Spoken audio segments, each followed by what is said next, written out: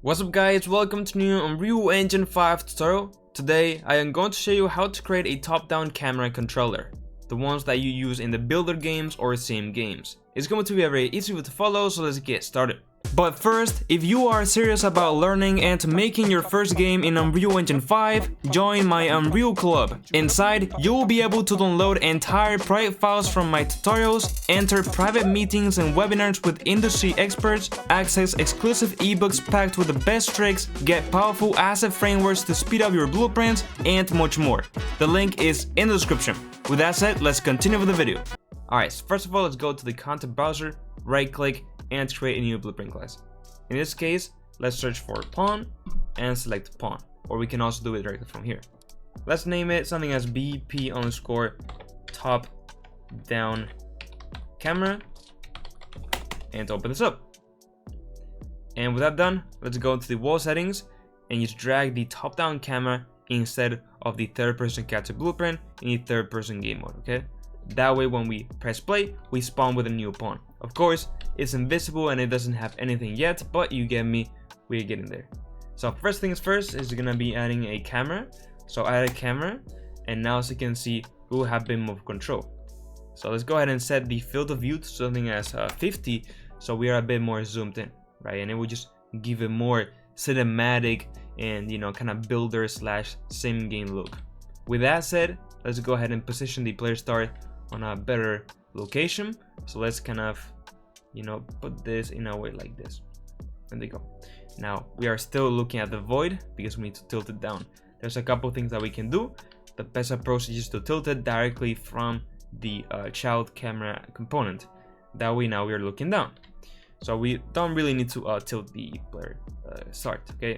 And we can just find the position and there we go. We are here. Maybe we are a bit too much zoomed in, so maybe we can increase it to 60 instead of 50.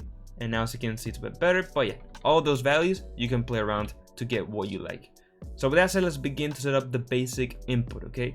In this case, I'm using the third person template. So if we go to the third person folder, input actions, we already have some basic actions. In this case, we are obviously only going to be using this first one, which is the IA move. So the other two, literally, let's delete them, and that's it.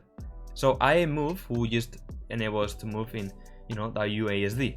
So we go to the IMC default. This is the input collection, and as you can see, we now only have one, which is IA move, and we have WASD and all these ones to move around. So let's go to the event graph, delete everything except the begin play. Let's right click and add a player controller. So let's go ahead and just make sure that this pawn is using this, you know, input collection, right? So we can use our input actions. So from here, we're gonna simply just say get subsystem of the enhanced local player input, and then say add mapping context, okay? And with this, we can just select our IMC default, and now this pawn, when it spawns, it will add this IMC. That way we can use our WASD moves and all that stuff. All right, so with that said, we have the input set up, but now it is time to create the actual, you know, key bindings, because obviously we still cannot move because we don't have anything. Now I have an error on the third person character blueprint because, well, we deleted this two inputs. So, you know, this is just for the tutorial, so I'm gonna delete this. All right, going back here, let's right click and add our move, you know, enhance input system. Okay, so when we press WASD or any of those keys, it will trigger this node over here. There's a couple things that we can do.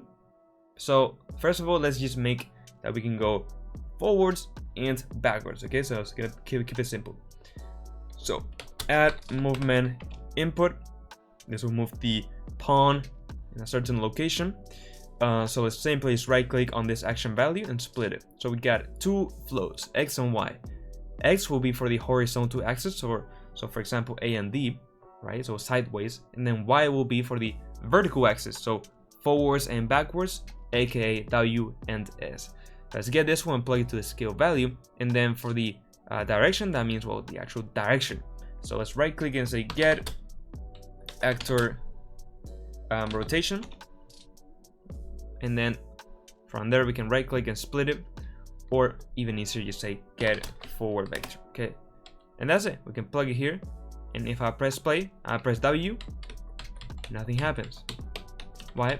This is because the IMC, the movement input uses a specific type of component that we need, and it's gonna be obviously the floating pawn movement. All right, so instead of the character, it's gonna be pawn. So with that said, if I now press play, we can see that now we can move around, and it's super cool. So forwards and backwards. But now it is time to do the thing for the left and right. So let's literally just copy and paste this node and plug it right after, but of course plugging in the X, right? Because now this is going to be for horizontal axis. Let's get once again the actor rotation, and we want to get the right vector because we want to go sideways, okay? And now we can go forwards, backwards, left, and right, and everything is working, as you can see. So this is pretty cool. And of course, I mean, I'm still a bit zoomed in my opinion. So once again, we can go to like 80 or something like that, but yeah, I mean, it's really what you like. Okay, yeah, I think I like this. Now from the floating pawn movement component, you can customize absolutely anything. For example, the max speed, the acceleration, turning boost, all of this kind of stuff. Okay, so make sure that you know all this kind of things. All right, so now let's go ahead and create another input so we can zoom in and out. Okay, so literally we're gonna change this value of the camera, which is the field of view, so we can zoom in and out. Right, so for this, let's go ahead and create a new input. So let's go into our input actions folder, right click, input action, IA underscore zoom, and then let's change this from a digital bool, which is essentially you know pressing or not pressing, to a 1D float, right? Because our mouse wheel will give us an axis that we can use. So with that said, let's add this new mapping on our IMC, and this will be a zoom. And then for this, we can simply move the mouse wheel if we click this button, and of course also search it to add it. All right, so now over here we can simply just right click and add the zoom, and there we go. On trigger we can start to do trigger we can start to do things, right? So trigger is as long as we are like using this input. So we're gonna simply do a very simple thing, and it's to get our camera and then simply set the field of view with this function over here. Okay, so if we put this, for example, to 0, as you can see, as soon as I move my mouse wheel, we'll zoom in a lot, right?